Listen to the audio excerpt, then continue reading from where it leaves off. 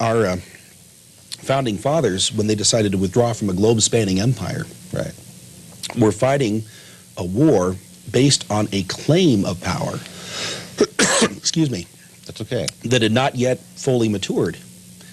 They were rejecting in principle the claim of the remote government of Great Britain to tax us without representation, to arraign Americans before foreign courts that were not recognized by our laws, to station their soldiers among us as peacekeepers. You have the same things happening right now with the United Nations.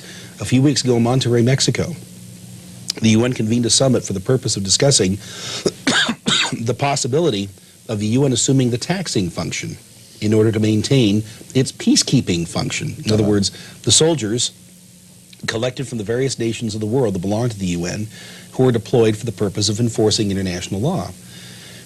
Taxation without representation is tyranny, we are told. The United Nations is talking about devising various means of taxing Americans and others in order to fund its non-representative ambitions. And now, of course, as I mentioned previously, they're developing the International Criminal Court, which will go into effect on July 1st of this year.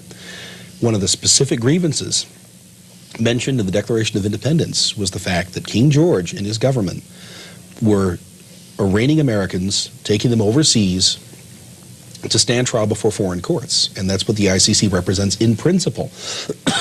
So you have to fight the threat in principle before it becomes embedded and established in an active threat to liberty. Right.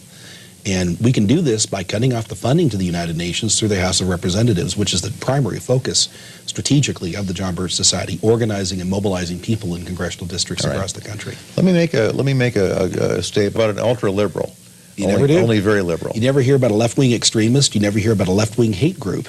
One of the most egregious and consistent violators of fair play in that respect was Anthony Lewis, who was a New York Times columnist. Liberal columnist for the New York Times. Ultra-liberal, if I can use that phrase. Exactly. Right? Okay, yeah. Occasional columnist today.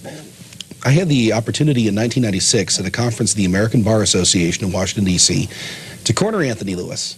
And very politely ask him about that. I said, Mr. Lewis, I've read your column now for a number of years, and from time to time, you will make reference or devote an entire column to the subject of right-wing hate groups. Is there any such thing as a left-wing hate group? And he chewed over that question for about 15 or 20 seconds, and finally he said, grudgingly, I suppose there could be such a thing.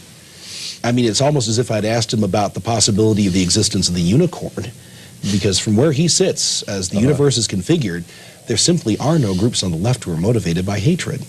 When in fact... They're all motivated by a love of their fellow human beings. Exactly. And desire for bettering the human condition. Exactly. And all kinds of through the application of coercive force by government. And in order to obtain that power, what do?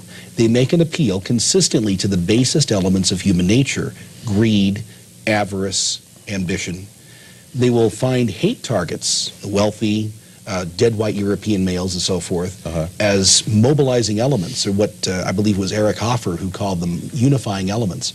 They'll find some kind of a unifying element. They will use this as a way of engendering passionate hatred on the part of a mass of people. They will use that to propel their political ambitions, to obtain power in order to coerce people to live in what they consider to be a better way than they are presently living. That's how the left mobilizes power.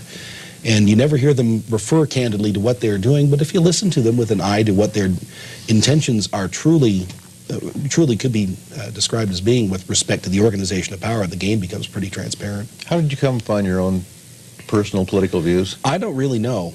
I remember when I was young, when I was, I believe, 16, it was the year that the SALT II Treaty was being discussed, the Strategic Arms Limitation Treaty with the Soviet Union. Right, okay, we're talking about 1979 roughly? Yeah. Okay. And I remember at the time starting to read a little bit about disarmament, about strategic arms talks, about the history of the Soviet Union, and as I read, I became quite disturbed. First of all, because it became clear to me that the Soviet Union was a singularly promiscuous violator of arms control treaties.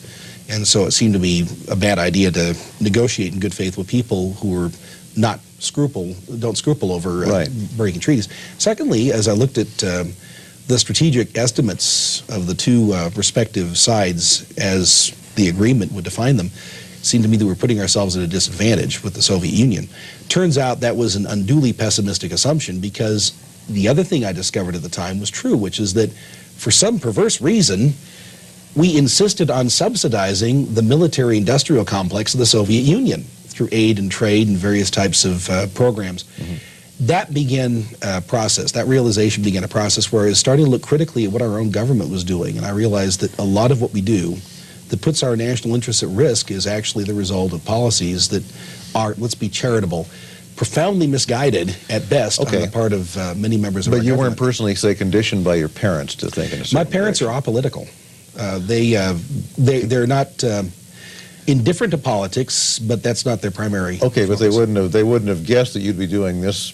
That you'd have been a senior editor of a very conservative publication as well. They're not surprised by it. As a matter of fact, by the time I was a junior in high school, I was telling them for whom to vote. But and they usually act on my advice. But among your peers, I mean, among your peers, especially in your age group, political liberalism is almost a given. You know, I mean, that's what you have to be part of the I don't part of the entirely agree mainstream, with part that. of the in crowd. I don't entirely agree with that. I think that people of my age group, which is to say people in their later to mid 30s, are people who have grown up in many most circumstances, grown up respecting Ronald Reagan, who was labeled as a conservative. Okay, Was maybe more it's people in my conservative. age group I'm talking about. Yeah. Which is late 50s. Yeah. You know, and we were always told liberal equals fair, balanced, just, Exactly. kind, well-intentioned, and conservative equals reactionary, inhumane, you know, Sure. racist, Exactly. you know, you name it. You blah, have this blah, blah. Manichaean dichotomy between the sons of light and the sons of darkness. Exactly. The You know, liberals are the former. and sure. Yeah. Conservatives are the princes of darkness. Exactly.